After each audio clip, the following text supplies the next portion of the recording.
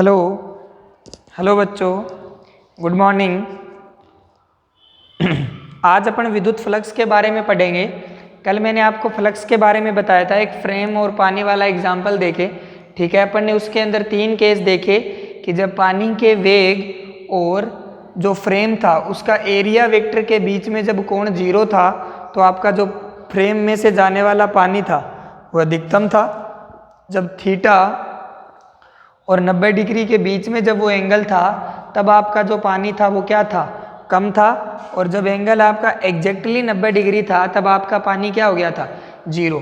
और अपन ने क्या बोला था कि प्रति सेकंड फ्रेम से गुजरने वाले पानी की मात्रा को अपन क्या कहते हैं, फ्लक्स कहते हैं। और वहाँ से अपन ने क्या डेफिनेशन बताई थी कि पानी के वेग व क्षेत्रफल सदिश के अदिश गुणनफल को फ्लक्स कहते हैं। ये अपन ने कल बात कर ली थी। फिर मैंने आपको ये भी कहा था कि जो पानी का वेग है, यहाँ पे आप पानी ले रहे हो, फिर अपन विद्युत फ्लक्स के अंदर किसकी बात करेंगे, वहाँ पे अपन क्या ले लेंगे, इलेक्ट्रिक फील्ड। ठीक है, तो आज अपन उसी के ऊपर बात करते हैं। तो आज अपन टॉपिक पढ़ेंगे विद्युत फ्लक्स। कोई प्रॉब्लम यहाँ तक, इलेक्ट्रिक फ्लक्स। ओके बेटा, तो कंटिन्यू करते हैं इसको। आपने कोई भी एक एरिया ले लिया, ठीक है बेटा। इसका जो एरिया वेक्टर है वो इसके प्लेन के परपेंडिकुलर आएगा, आपको पता है बहुत अच्छे से। ठीक है, क्योंकि एरिया वेक्टर अपन ने कल एरिया वेक्टर की बात करके आगे बात को कंटिन्यू किया था। तो एरिया वेक्टर है जो इसकी सतह के हमेशा क्या रहेगा, परपेंडिकुलर रहेगा। और ये आपकी क्या है, इलेक्ट्रिक फील्ड लाइन्स है जिसके अंदर ये आपका सरफेस रखी हुई है। ठीक है, और यहाँ पे इसका जो एरिया वेक्टर है वो इसके क्या है, परपेंडिकुलर है। ये आपका क्या है, इलेक्ट्रिक फील्ड की इंटेंसिटी है इस डायरेक्शन में, और ये इन दोनों के बीच का क्या है, एंगल।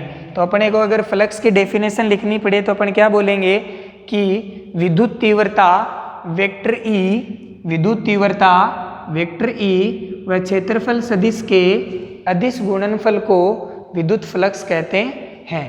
विद्युत तीव्रता वेक्टर ई व क्षेत्रफल सदिश के अदिश गुणनफल को विद्युत फ्लक्स कहते हैं। इसे फाई से प्रदर्शित करते हैं अपन। किससे प्रदर्शित करते हैं बेटा, फाई से। किससे प्रदर्शित करेंगे, फाई से। तो यहाँ पे आप कितने एरिया के लिए निकाल रहे हो, डीएस के लिए, तो अपन क्या बोल देंगे, डी फाई।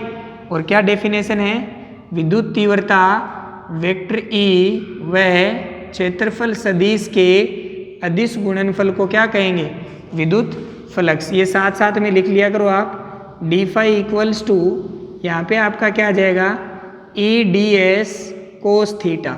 क्या आ जाएगा, ई डी एस कोस थीटा। कोई प्रॉब्लम यहाँ तक। अब हम इसमें क्या करेंगे, तो यह आपका क्या आ गया, फ्लक्स आ गया।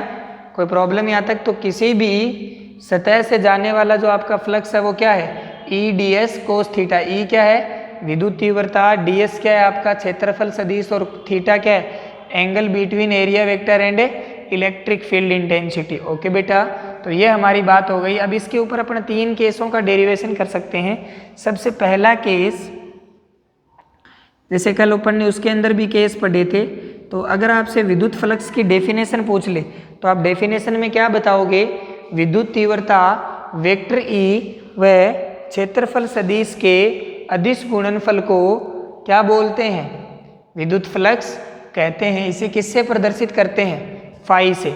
अब केस फर्स्ट की अगर अपन बात करेंगे तो अगर इन दोनों के बीच का एंगल कितना डिग्री हो जाए, 0 डिग्री। कितना डिग्री, 0 डिग्री। इसका मतलब जो आपका ये सतह है ये बिल्कुल क्या हो जाए बेटा, इस टाइप से हो जाएगी।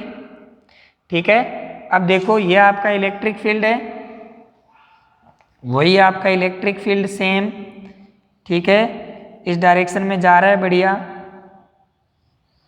ये आपका वेक्टर ई हो गया, और इसी डायरेक्शन में आपका क्या है, ये आपका वेक्टर ई है जैसे, और इसी डायरेक्शन में आपका क्या है, डी एस है। तो दोनों के बीच का एंगल कितना डिग्री आ गया, 0 डिग्री। और अगर एंगल आपका 0 डिग्री आ गया तो आपका जो फ्लक्स होगा वो क्या होगा, मैक्सिमम होगा। तो डी फाई है वो आपका क्या होगा, मैक्सिमम। और कितना होगा, E इंटू डी ए, क्योंकि कोस 0 की वैल्यू कितनी हो जाएगी 1। कोई प्रॉब्लम यहाँ तक? तो ये आपका पहला केस, आई होप आपको समझ में आया होगा। सेकंड केस की अगर अपन बात करेंगे तो सेकंड केस तो ये अपने आप में सेकंड केस ही है, ठीक है, कि किसी भी एंगल थीटा पे हो जाए, ठीक है, बट आपका थीटा क्या हो। केस सेकंड के अंदर अगर अपन बात करेंगे तो आपका जो थीटा है वो 0 डिग्री से बड़ा हो और 90 डिग्री से क्या हो, छोटा हो। इसका मतलब अपन इस टाइप से इसको बना सकते हैं, ठीक है। ये आपकी वही वापस से इलेक्ट्रिक फील्ड लाइंस जा रही है,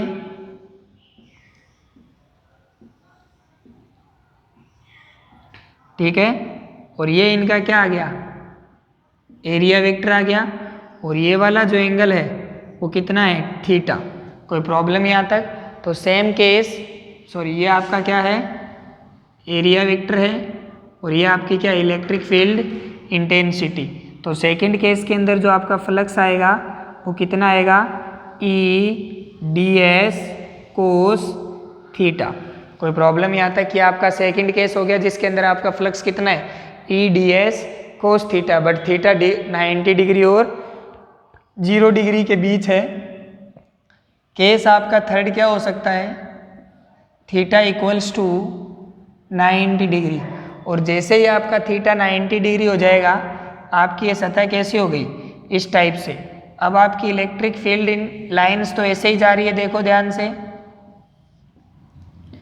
ठीक है, ये आपकी इलेक्ट्रिक फील्ड लाइंस हो गई, ठीक है। और ये जो आपका है एरिया वेक्टर कैसे आएगा इस बार, इधर तो ये जो एंगल आपका कितना डिग्री बन रहा है 90, तो इस बार आपका जो फ्लक्स है वो कितना हो जाएगा, ई डी एस कोस 90, और कोस 90 की वैल्यू कितनी होती है 0, तो फ्लक्स भी कितना आ जाएगा 0। तो ये कल वाले ही केस बन गए तीनों, ठीक है। कल भी अपन ने इन्हीं केस की स्टडी करी थी, आज फिर से अपन ने इन्हीं केस की स्टडी करी है, ठीक है। तो अपन ने 3 केस इसके अंदर देखे। थीटा जब आपका 0 डिग्री और 90 डिग्री के बीच में लेंगे तो आपका फ्लक्स क्या आएगा, ठीक है।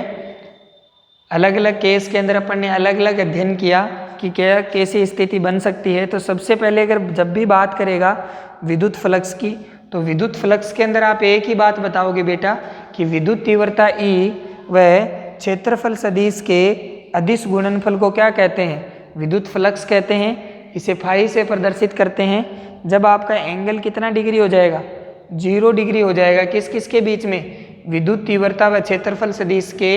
तो आपका फ्लक्स होगा वो कितना डिग्री होगा, कितना होगा, सॉरी मैक्सिमम होगा। और जब आपका एंगल क्या हो जाएगा 90 डिग्री हो जाएगा तो आपका फ्लक्स क्या हो जाएगा 0। कोई प्रॉब्लम यहाँ तक? अब देखो बात करते हैं इसके आगे।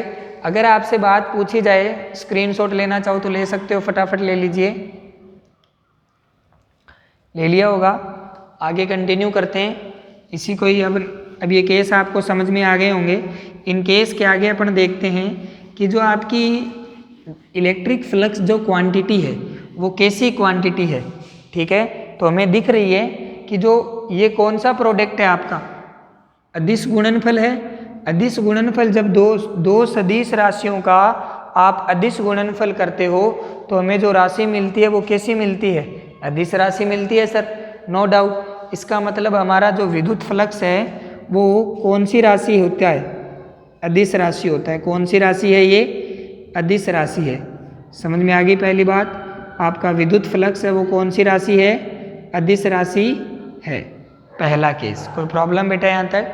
सेकंड की बात अगर जब अपन करने के लिए जाते हैं तो सेकंड में अपन क्या बोलते हैं यहाँ से, ठीक है। इसका अगर आपको मात्रक पूछे, विद्युत फ्लक्स का अगर आपको मात्रक पूछे तो मात्रक आप क्या बताओगे इसका, ठीक है।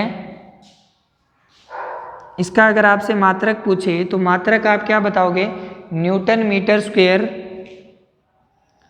पर कूलम, या इसका जो मात्रक होता है वो न्यूटन मीटर स्क्वायर पर कूलम या वोल्ट इंटू मीटर होता है। इसका जो मात्रक होता है वो न्यूटन मीटर स्क्वायर पर कूलम या वोल्ट इंटू मीटर होता है। तो पहली बात, ये कौन सी राशि है, यह एक अदिश राशि है।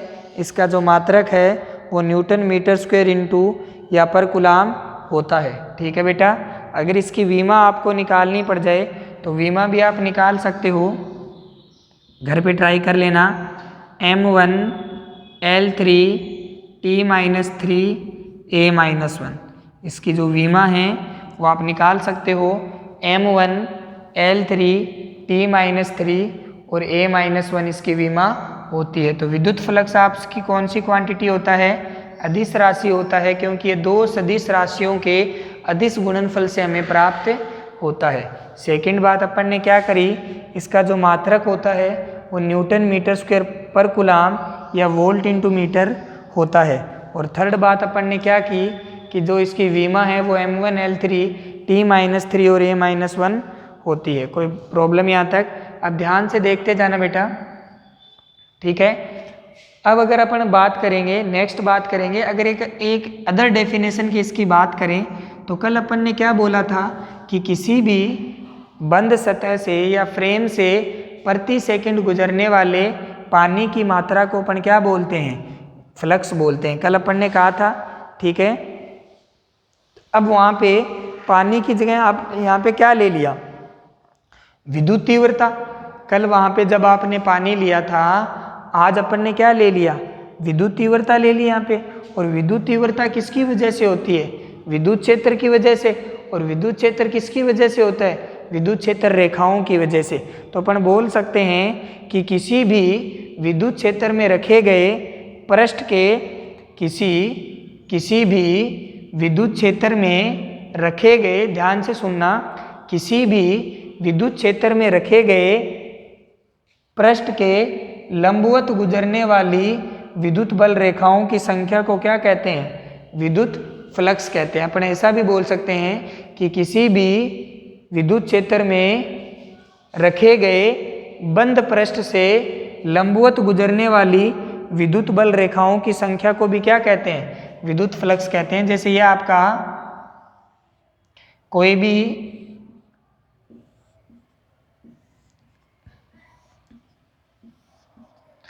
पृष्ठ है और इससे आपको जाने वाला फ्लक्स बताना है, तो आप इसके लंबवत गुजरने वाली जो 5 है वो इसका क्या हो गया? फ्लक्स हो गया। अब ये सतह कैसी है? इस टाइप से ये आपका रखा हुआ है, तो ये रेखाएं इसके क्या है? लंबवत। और ये पूरा जो आपका सिस्टम है ये किस में रखा हुआ है? विद्युत क्षेत्र में। तो अपन क्या बोल सकते हैं कि विद्युत क्षेत्र में किसी बंद पृष्ठ से गुजरने वाली विद्युत बल रेखाओं की संख्या विद्युत फ्लक्स कहलाती है। ये एक अदर डेफिनेशन है जिसके ऊपर कभी कभी क्या आ जाती है? क्वेश्चन आ जाते हैं। जैसे आपको ये 5 रेखाएं दे दी और इससे जाने वाला फ्लक्स पूछ लिया, तो अपन बता सकते हैं कि इससे जाने वाला फ्लक्स कितना आएगा? 5 न्यूटन मीटर स्क्वायर ये पर कूलाम। कोई प्रॉब्लम यहाँ तक?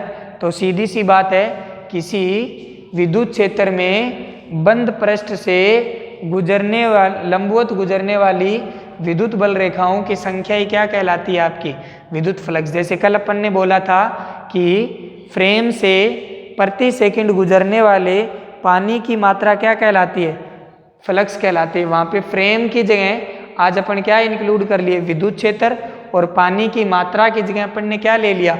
विद्युत बल रेखाएं। तो अपन बोल सकते हैं कि विद्युत क्षेत्र में रखे किसी बंद पृष्ठ से लंबवत गुजरने वाली विद्युत बल रेखाओं की संख्या को विद्युत फ्लक्स कहते हैं। एक बार और सुन लीजिए, किसी विद्युत क्षेत्र में रखे बंद पृष्ठ से लंबवत गुजरने वाली विद्युत बल रेखाओं की संख्या को विद्युत फ्लक्स कहते हैं। क्या कहते हैं? विद्युत फ्लक्स कहते हैं। ओके बेटा, तो ये एक और डेफिनेशन, ये इसके ऊपर अपन ने बात करी। अब इसके आगे बढ़ते हैं।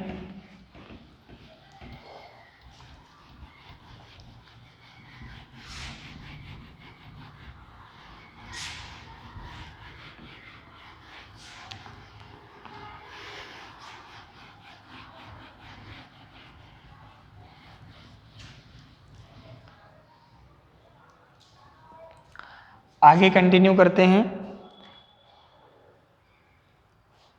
अब देखो बेटा, अगर आपको संपूर्ण सतह के लिए फ्लक्स निकालना हो, ठीक है, तो अगर आपको संपूर्ण सतह के लिए फ्लक्स निकालना हो तो आपने किसी भी ds के लिए कितना निकाला था, संपूर्ण सतह के लिए फ्लक्स, संपूर्ण सतह के लिए फ्लक्स। ओके बेटा, संपूर्ण सतह के लिए जब आप फ्लक्स के लिए जाओगे तो हमने अल्पांश के लिए कितना निकाला था, डी फाई निकाला है सर, डी फाई निकाला है। और डी फाई किसके बराबर निकाला सर, ई डॉट डी एस के बराबर निकाला सर, हाँ है ना। संपूर्ण सतह के लिए निकालोगे तो इसका क्या कर देंगे बेटा, समाकलन कर देंगे। तो ये जो समाकलन होता है वो किसके इक्वल आ जाएगा, phi equals to E dot D S के इक्वल आ जाएगा। संपूर्ण सतह के लिए अगर आपको कैलकुलेशन करनी है तो हमें क्या करना पड़ेगा, समाकलन, जो आप बहुत अच्छे से जानते हो। कोई प्रॉब्लम यहाँ तक। अगर अपन बंद सतह के लिए बात करेंगे, क्लोज्ड लूप फॉर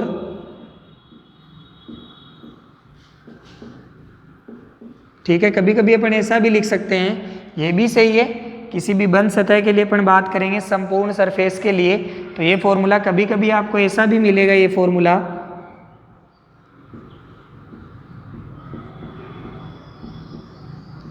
इस टाइप से आप इसको लिख सकते हैं, इस टाइप से आप इसको लिख सकते हैं। तो ये भी सही है, ठीक है, और ये भी सही है। यहाँ पे आपने सरफेस को इंक्लूड कर दिया और वो भी किसी भी बंद सतह के लिए आपका ये बिल्कुल सही है। कोई प्रॉब्लम यहाँ तक। तो जब भी आपको संपूर्ण सतह के लिए बात करनी हो तो आपको जो गिवन है फ्लक्स किसी भी एक अल्पांश के लिए, उसका क्या कर देंगे अपन, समाकलन कर देंगे। तो आपको किसके लिए मिल जाएगा, संपूर्ण सतह के लिए मिल जाएगा। ओके, तो ये बात आपको पता थी, पर फिर भी अपन ने इसको डिस्कस कर लिया। कोई दिक्कत यहाँ तक, शायद आपको पूरी बातें समझ आ रही होगी। अब अपन बात करते हैं कि धनात्मक फ्लक्स कब लेना है और ऋणात्मक फ्लक्स कब लेना है।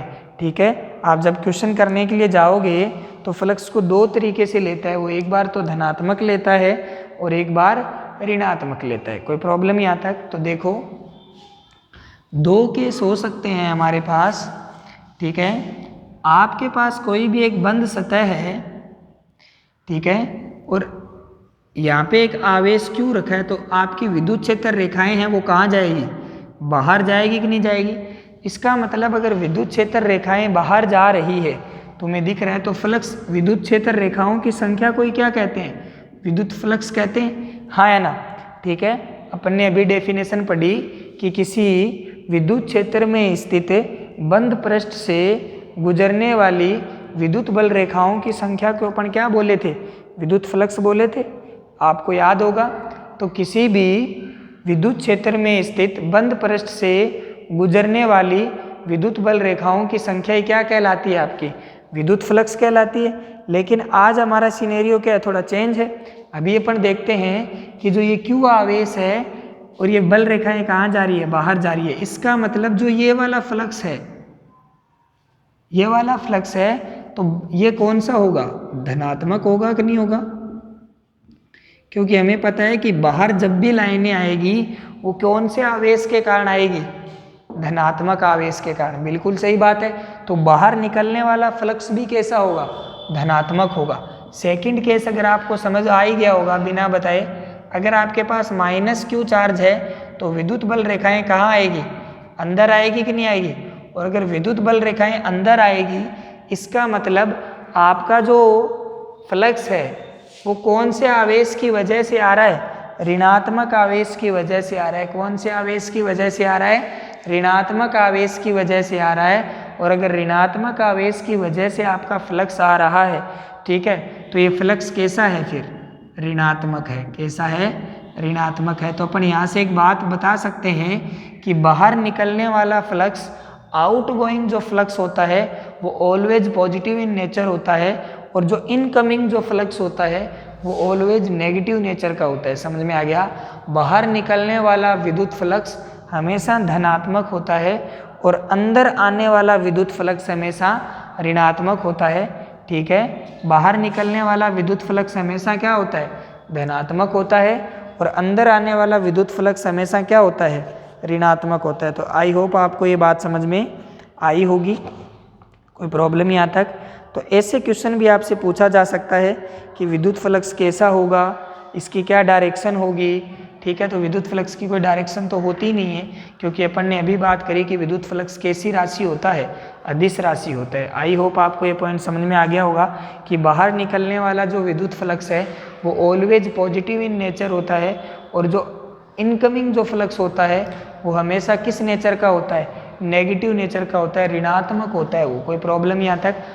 तो ये पॉइंट आपको समझ में आ गया होगा। इसको अपन लिख सकते हैं कि जो अंदर आने वाला फ्लक्स है,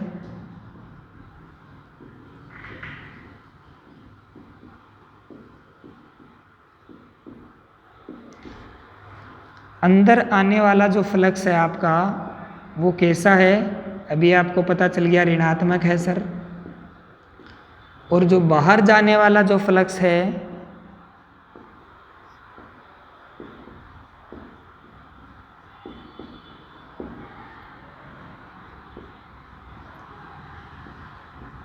बाहर जाने वाला जो फ्लक्स है वो कैसा है बेटा, धनात्मक है। कौन से नेचर का है, धनात्मक है। कोई प्रॉब्लम यहाँ तक?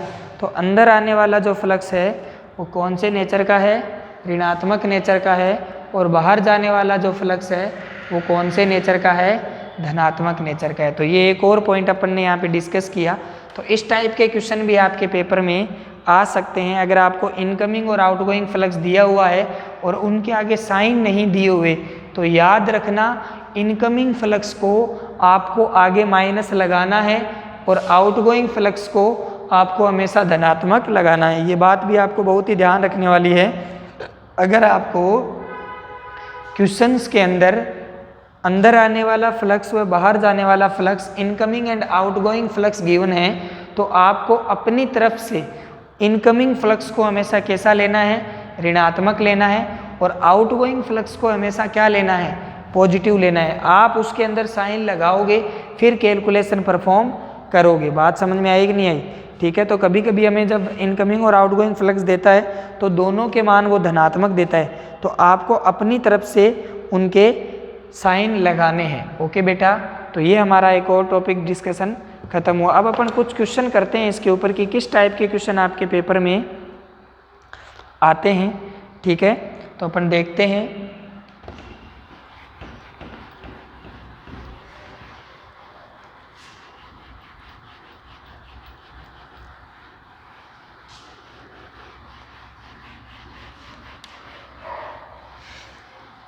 ठीक है, अब अपन पहला क्वेश्चन लेके चलते हैं। आपको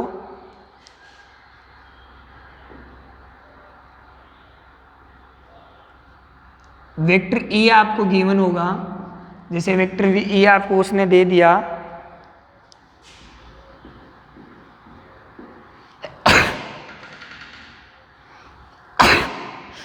सॉरी 200 i के प्लस 300 j के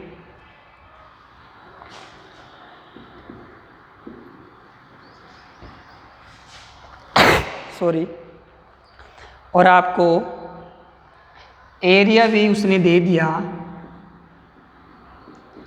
5 × 10⁻³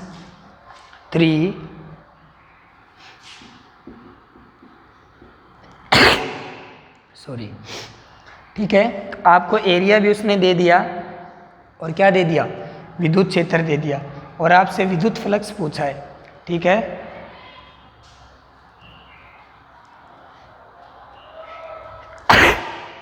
सॉरी बेटा। तो अपने को विद्युत फ्लक्स पूछे, तो अपने को पता है कि जब भी अपने को विद्युत फ्लक्स निकालना होगा हमें एरिया वेक्टर और विद्युत क्षेत्र की तीव्रता का कौन सा प्रोडक्ट करना है, अदिश गुणनफल करना है।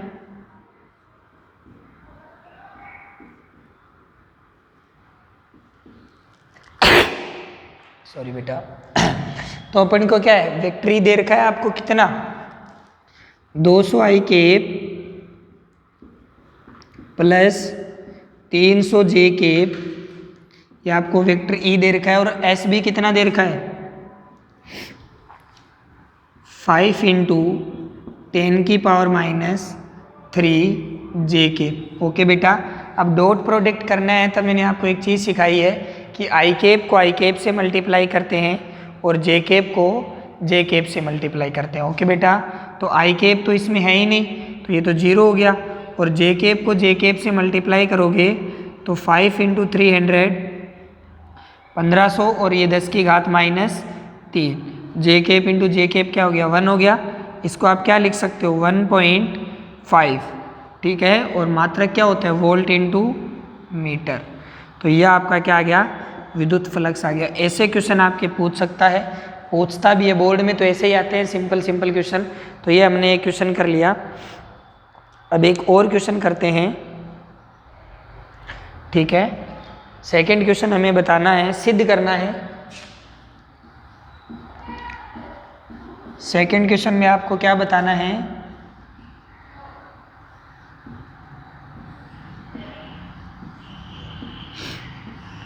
यह आपको एक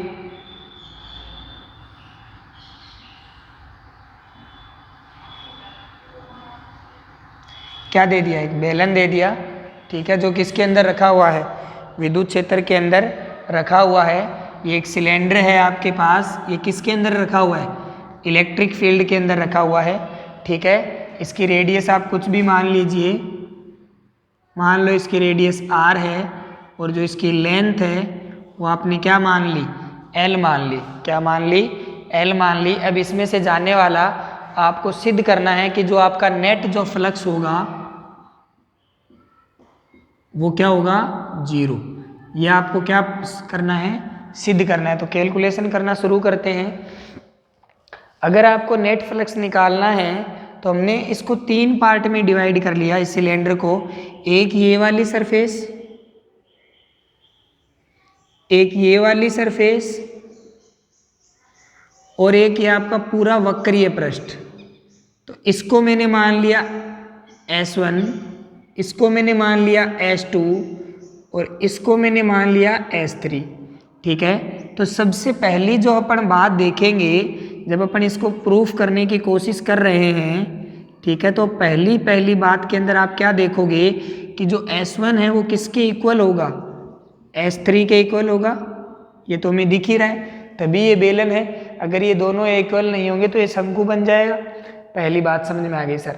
अब हमने ये वाला S1 है, ये आपका ऐसा है, इसका एरिया वेक्टर कहाँ होगा इसके लंबवत होगा, तो मैंने इसका एरिया वेक्टर मान लिया इधर, ठीक है, और मैंने इसके एरिया वेक्टर को नाम दे दिया S1 वेक्टर। दे सकता हूँ बेटा, इसका एरिया वेक्टर को मैंने क्या नाम दे दिया S1 वेक्टर नाम दे सकता हूँ नहीं दे सकता, ठीक है। कई बोलेंगे नहीं सर हमें तो DS दो नाम, तो लो भाई DS नाम दे देता हूँ, उसका इंटीग्रेशन करके क्या कर देंगे वापिस से, ठीक है बेटा।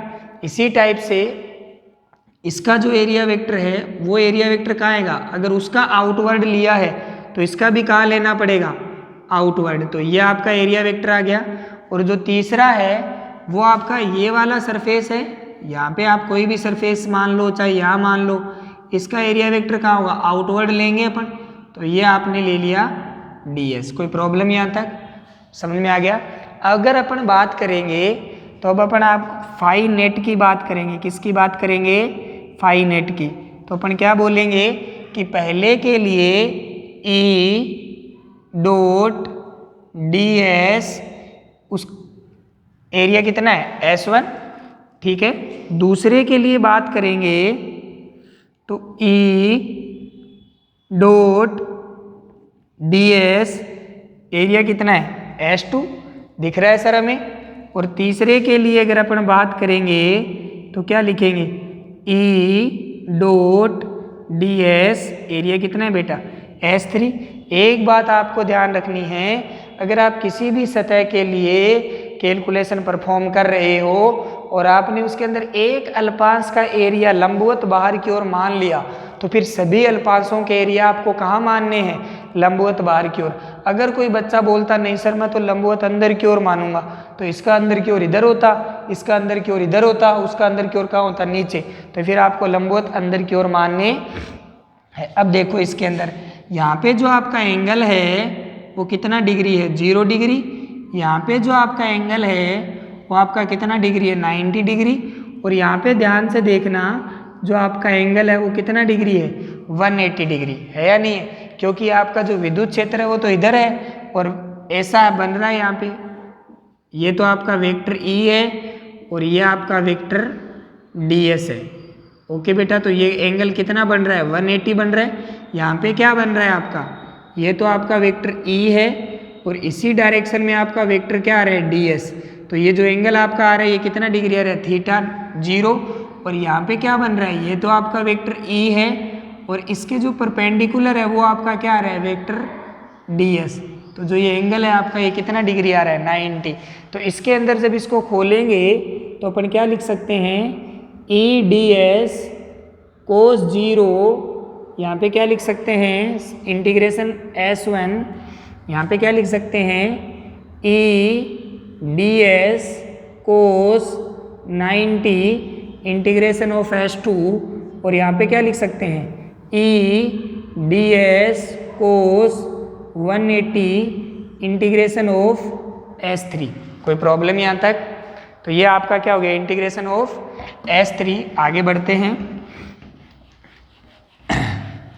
ठीक है। अब ध्यान से देखना बेटा, ये वाला जो केस है इसमें आपको क्या बनेगा, फाई नेट की अगर मैं बात करूंगा तो आपका क्या बनेगा, ई d S integration of S1। और सेकंड वाला तो क्या हो जाएगा, 0 हो जाएगा, कोस 90 0 होता है। और थर्ड केस क्या बनेगा, माइनस लग जाएगा, क्योंकि कोस 180 की वैल्यू कितनी होती है, माइनस S3। कोई प्रॉब्लम यहाँ तक? अब इसका इंटीग्रेशन करेंगे तो ई डी एस का इंटीग्रेशन करेंगे तो S1 लिख देंगे माइनस ई S3 लिख देंगे, ई S1 माइनस S3। और आप क्या देख रहे हो, S1 और S3 दोनों क्या है, इक्वल है बिल्कुल, तभी तो ये सिलेंडर है। तो ये आपका टोटल क्या हो गया, 0। तो आपका फाई नेट आपका क्या आ गया, 0। इस टाइप से आपको क्वेश्चन की अप्रोच लगानी है, ठीक है। जब भी आपके पास मोर देन वन सरफेस आए तो आप इसको अलग अलग पार्ट में डिवाइड कर लीजिए और अलग अलग पार्ट में डिवाइड करके आप उसके ऊपर अलग अलग फॉर्मूले अप्लाई करिए। और अगर अलग अलग फॉर्मूले अप्लाई करोगे तो आपका क्वेश्चन बहुत ही सिंपल हो जाएगा, ठीक है बेटा। ये अपन ने इसको 3 सरफेस के अंदर डिवाइड किया। 3 सरफेस में डिवाइड करने के बाद उन तीनों सरफेस के लिए अपन ने एंगल देखा। किस किस के बीच में एंगल देखना है, हमेशा ds और वेक्टर ई के बीच में आपको एंगल देखना है। किस किस के बीच में एंगल देखना है, वेक्टर ds और वेक्टर ई के बीच का आपको हमेशा एंगल देखना है कि वेक्टर ds और वेक्टर ई के बीच में कितने डिग्री का एंगल बन रहा है, और उसी आधार पे आपको कैलकुलेशन करनी है। तो ये एक और क्वेश्चन अपन ने किया, आई होप आपको ये समझ में आया होगा। एक और क्वेश्चन अपन कर लेते हैं,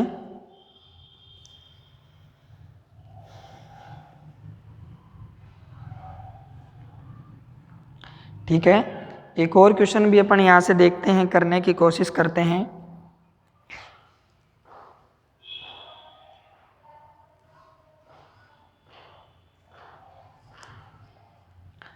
ओके बेटा, शुरू करते हैं एक और क्वेश्चन।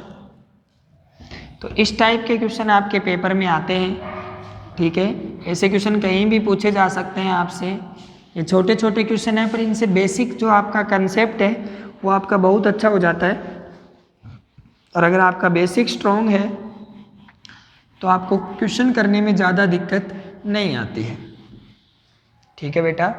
अब अपन बात करते हैं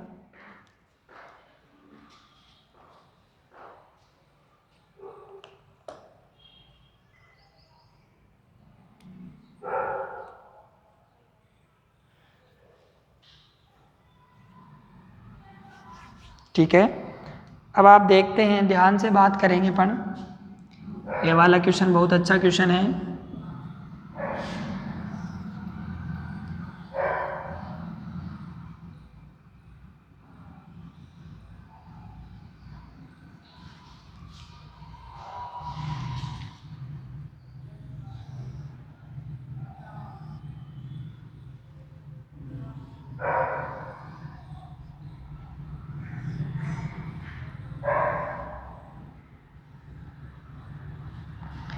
या आपका कोई भी आपको घन गिवन दे रखा है या आपको एक घन दे रखा है, ठीक है, और यहाँ पे ये जो घन है इसके लिए जो आप ये E equals to E naught X into I cap इस विद्युत क्षेत्र के अंदर रखा हुआ है।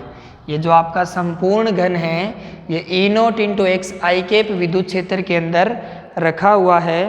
तो आपको इस घन और इस घन की जो आपको भुजा दे रखी है वो भुजा है आपकी ए, ठीक है।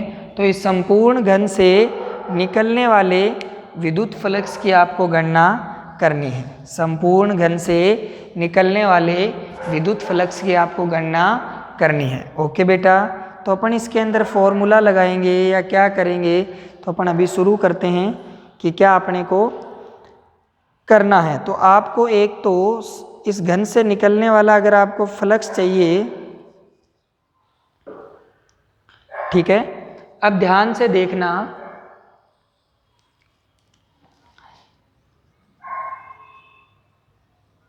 ये मेंशन कर देता हूं मैं ये पॉइंट्स, इसके जो आपके कॉर्नर है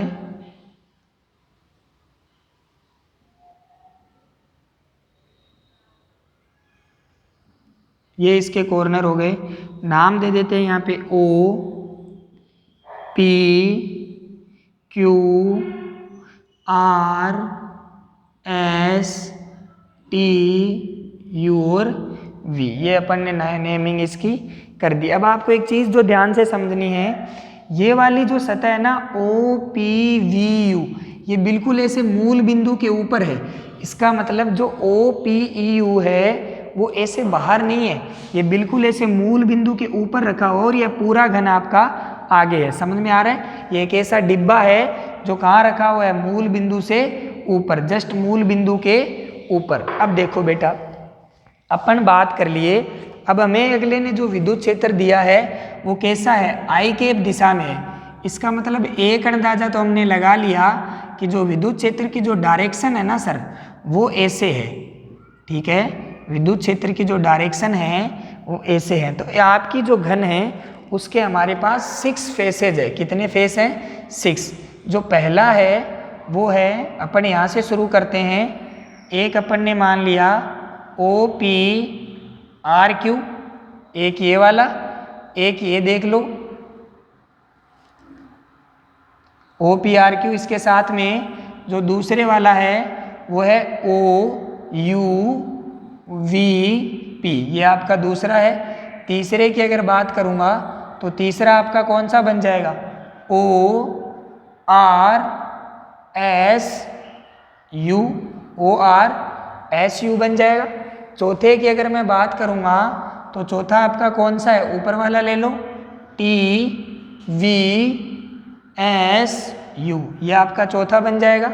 पांचवें की मैं बात करूँगा तो पांचवा आपका कौन सा बन जाएगा, ध्यान से देखना, टी एस क्यू आर, और जो छठा आपका बन जाएगा वो कौन सा बन जाएगा, T V P Q.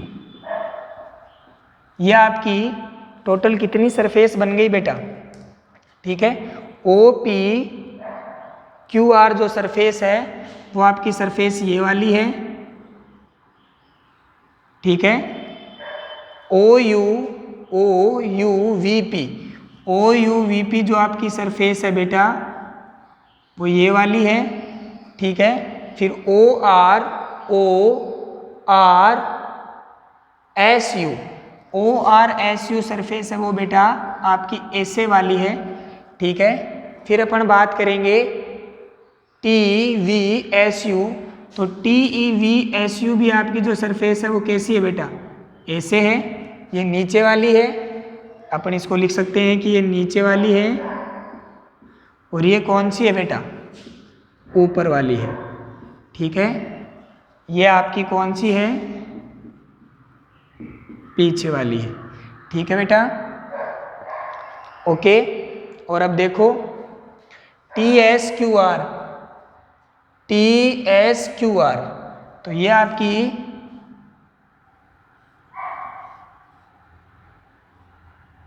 T S Q R है।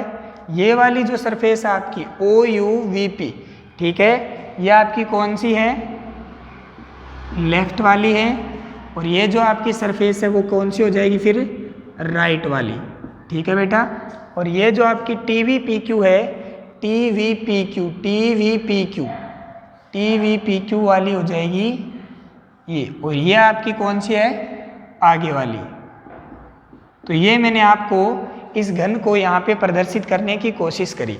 अब अपन ध्यान से देखेंगे बेटा कि ये वाला जो घन है, ये वाली जो सरफेस है, इसका जो एरिया वेक्टर आएगा वो कहाँ आएगा, नीचे की ओर आएगा। ये आपका इसका एरिया वेक्टर अपन ने कहाँ ले लिया, नीचे की ओर। सभी का एरिया तो समान होगा, और सभी का एरिया होगा कितना, सभी इसका जो एरिया होगा, इसका एरिया कितना होगा, भुजा स्क्वायर, क्योंकि ये जो घन है ये किससे मिलके बना है, वर्ग से ही तो मिलके बना है। तो सभी का एरिया क्या होता है, वर्ग का क्षेत्रफल क्या होता है, भुजा इंटू भुजा। तो सभी का क्षेत्रफल कितना आएगा, भुजा स्क्वायर ही तो आएगा बेटा, क्योंकि सभी की जो भुजा है वो कितनी है, ए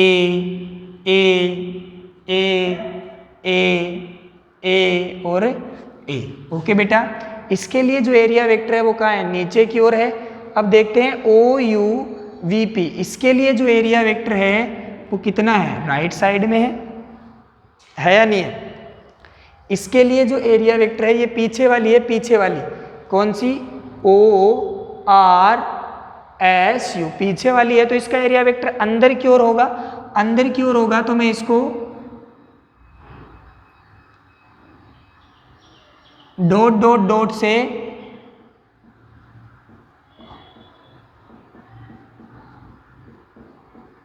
अंदर की ओर लिख देता हूं। अब देखो VTSU, इसका एरिया वेक्टर कहाँ होगा, ऊपर की ओर। ये अंदर की ओर है ए से, ये ऊपर की ओर है ए से, ध्यान रखना। ये कहाँ है,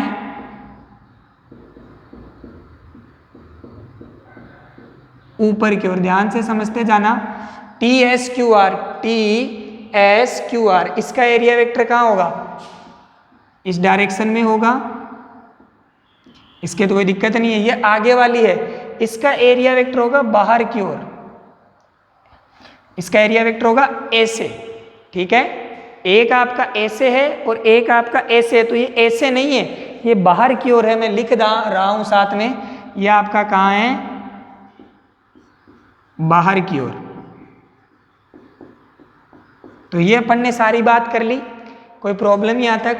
अब इसको अपन ने हर केस के अंदर डिवाइड किया। अब इसके लिए देखो आपका विद्युत क्षेत्र का है इस दिशा में, इसके लिए आपका विद्युत क्षेत्र का है इस दिशा में। सभी के लिए विद्युत क्षेत्र कौन सी दिशा में है, इसी दिशा में तो रहेगा बेटा। इसके लिए भी विद्युत क्षेत्र कौन सी दिशा में है, इस दिशा में, और इसके लिए भी विद्युत क्षेत्र कौन सी दिशा में है, इस दिशा में। ओके बेटा, अब ध्यान से देखो, इसके लिए जो आपका फ्लक्स है वो कितना आएगा, φ1 कितना आएगा, 0 आएगा सर। क्यों, क्योंकि E और DS के बीच में कोण कितना है, 0।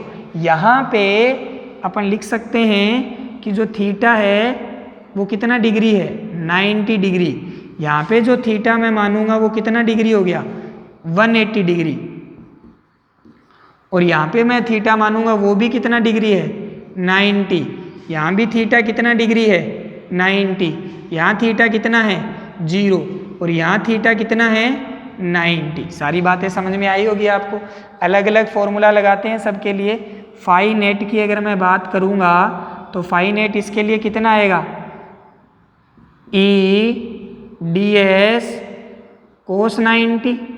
इसका एरिया मैंने मान लिया S1 लिख दो, ये S2, ये S3 है, तो सभी इक्वल, बस प्रदर्शित करने के लिए है, ठीक है ना। इसी प्रकार इसका भी कितना आएगा, EDS cos 180 S2। इसी प्रकार इसका भी कितना आएगा, EDS cos 90 S3। इसी प्रकार इसका भी कितना आएगा, EDS cos 90।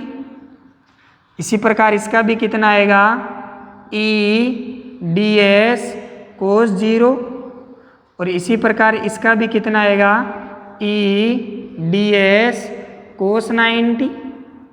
अब कोस 90 वाले तो क्या हो गए, ये तो जीरो हो गए। तो फाइन एट की अगर मैं बात करूंगा तो ये तो हो गया जीरो। इसमें ई का मान रखेंगे जो आपने निकाला है, तो वो क्या रखा है, ई नोट इंटू एक्स इंटू आई के। और डी एस कौन सी डायरेक्शन में है, ए स्क्वेयर माइनस आई के। ये किसके लिए है, एस टू के लिए है। क्षेत्रफल कितना है, ए स्क्वेयर, और डायरेक्शन कौन सी है, माइनस में है, देख सकते हो। इसी प्रकार ये तो जीरो है बेटा, ये भी क्या है, जीरो है। ये कितना आएगा, ई नोट एक्स, ठीक है, I cap dot A square plus I cap आएगा इसमें। और ये क्या रहेगा आपका S5, और ये कितना हो गया बेटा, जीरो, क्योंकि इसका एरिया वेक्टर इधर था। तो क्षेत्रफल तो कितना है, ए स्क्वेयर, डायरेक्शन क्या है, माइनस में। इसका एरिया वेक्टर कितना है, ए स्क्वेयर, और डायरेक्शन क्या है, इधर। तो यह आपका हो गया। अब देखो बेटा, इसको आगे प्रोसीड करते हैं। बोर्ड में, कैमरे में आ रहा होगा,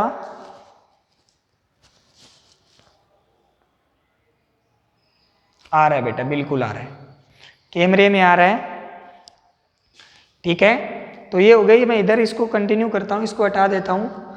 अब पहले ध्यान से देखो इसको, यहीं इसके अंदर अगर आप लिखोगे तो ई नोट आई इंटू आई माइनस आई इंटू आई 1, और माइनस बाहर ले लिया तो ये माइनस हो गया ए स्क्वेयर।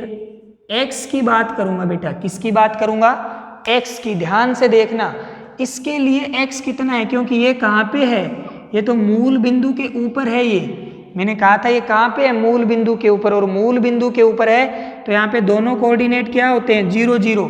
तो इसके लिए एक्स क्या है आपका, 0, ठीक है। इसी प्रकार इसमें बात करेंगे तो ई नोट, ठीक है, जुड़ के तो ये बनाएगा ही, ए स्क्वेयर ही रहेगा, ठीक है। अब ए स्क्वेयर एक्स, इसके लिए क्या है, कितनी दूरी पे है ये सरफेस, ए डिस्टेंस पे। कितनी डिस्टेंस पे है, ए। तो इसके लिए एक्स क्या है, ए। तो यहाँ पे क्या लिख सकते हैं, इंटू ए। ओके बेटा, कोई प्रॉब्लम यहाँ तक, डीएस डीएस डीएस जुड़ के आपको, इसमें आप डायरेक्ट ये इंटीग्रेशन ना लगा के डायरेक्ट भी लिख सकते हो,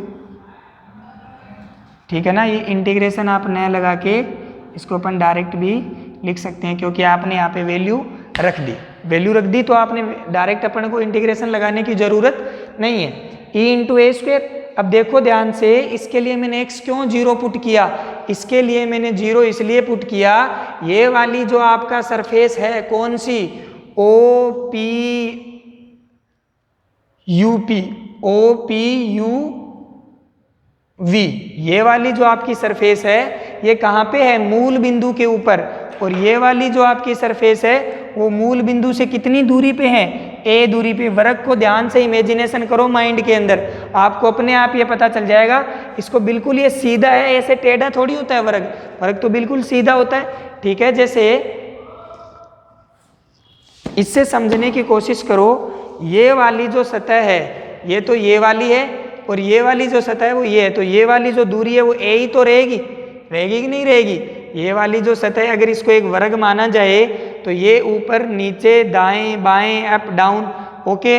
अब इसके अंदर अगर अपन देखेंगे तो ये वाली जो सतह ये है, और ये कहाँ है, मूल बिंदु के ऊपर।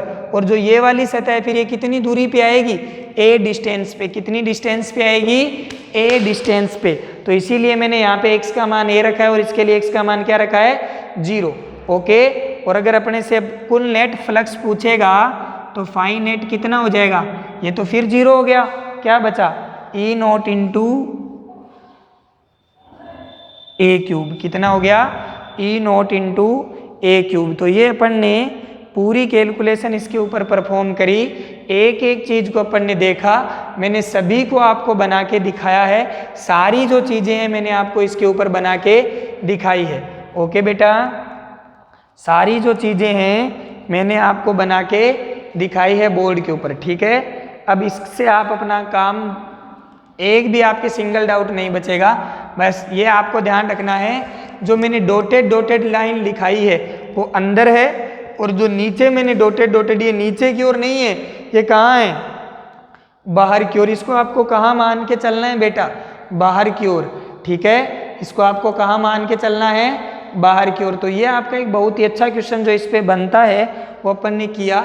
इस टाइप के क्वेश्चन भी जहाँ पे आपका वेरिएबल इलेक्ट्रिक फील्ड प्रेजेंट होता है, ये कौन सा विद्युत क्षेत्र है, परिवर्ती विद्युत क्षेत्र है। कैसे पहचानेंगे सर, इसके अंदर देखो एक्स वाई जेड आएंगे तो बदलेगा वो, जैसे जैसे जैसे टाइम आ जाए तो टाइम के साथ भी वो बदलेगा, एक्स वाई जेड आ जाए तो दूरी के साथ साथ जैसे जैसे आप डिस्टेंस कवर करोगे वैसे वैसे आपका ये बदलता हुआ रहेगा।